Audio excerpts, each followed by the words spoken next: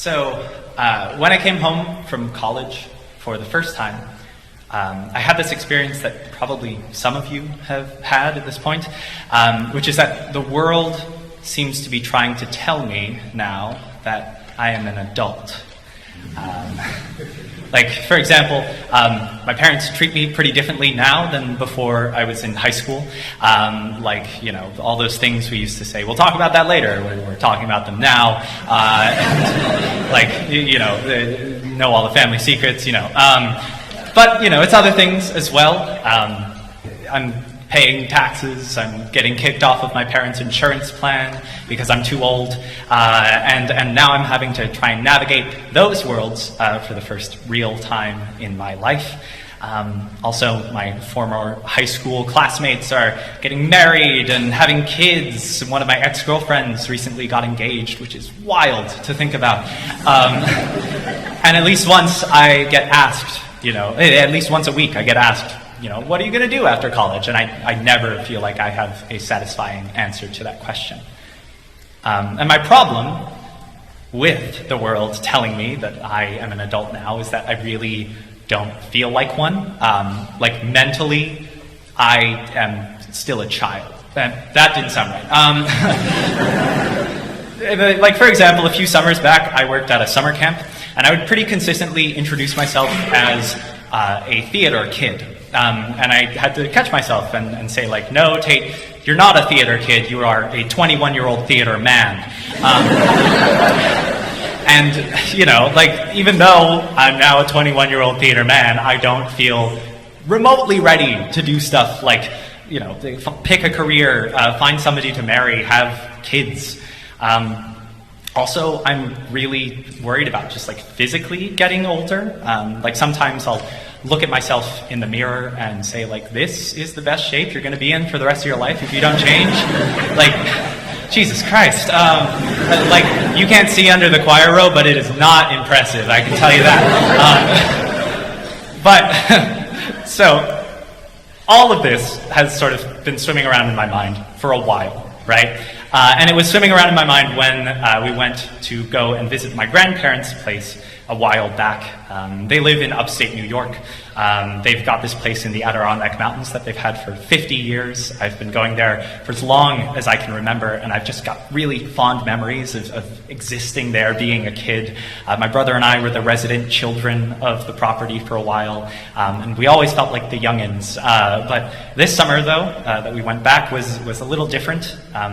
It's the first time that I had gone back to this place after going to college. And it was the really first time that we started talking about my grandparents' health. They were getting to that age where we have to start worrying about that a lot. And so my family very seriously started talking about inheriting this place. And remarkably to me, I was actually included in these conversations, these adult, forward-looking, hard conversations. And through these conversations, we actually worked it out. We figured out, we are going to inherit this place. We're going to make it work. And we ended up making these decisions on all of the logistics. And the night that we finished coordinating things, my parents went out with me to the dock.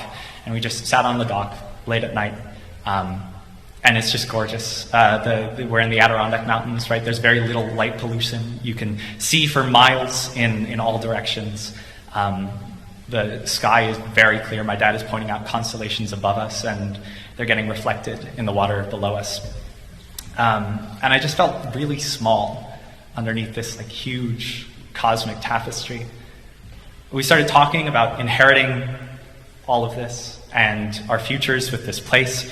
But there was this sadness to this conversation because this opportunity meant that we had to confront some really tough subjects, right? My parents were talking about, how were they going to keep up with the insurance and tax payments for this place, which resonated with me a lot, We started talking about, my grandparents and worrying about them and wondering how long they would be able to come back to this place. My parents also started talking about how they were worried about their own health, their own functionality, not being able to do the things that they loved just because their bodies are getting older. And then the focus shifted to me. Earlier that day, I had actually seen that another high school friend of mine had gotten engaged, and so my mom brought it up when the conversation hit a lull. She was like, "How do you feel about that?" And I answered, honestly, I had no idea how anybody could do that this young, and I don't feel ready to do anything like that, and I don't know if I'll feel ready anytime soon. My parents agreed with me. They were like, "Good, great, excellent." They started reliving their own relationship. They talked about when they got married. They were both in their 30s at the time, and they said that they knew this feeling that I had, that they never could have gotten married at my age. And throughout this conversation, I was having this realization that maybe all of these worries that I was having are just some natural part of what being an adult actually feels like. Like worrying about getting married, having kids, paying bills, like that's something that I'll have to worry about, I'll have to live with for a while. And while that's absolutely terrifying, of course, there is some comfort in knowing that, my parents, other adults that I look up to, have dealt with and are continuing to deal with these things. It means that my thoughts, my worries are really natural to have, and it means that even though I'm just one tiny person underneath a huge cosmic tapestry, I can relax a little bit, at least for a while. Thank you.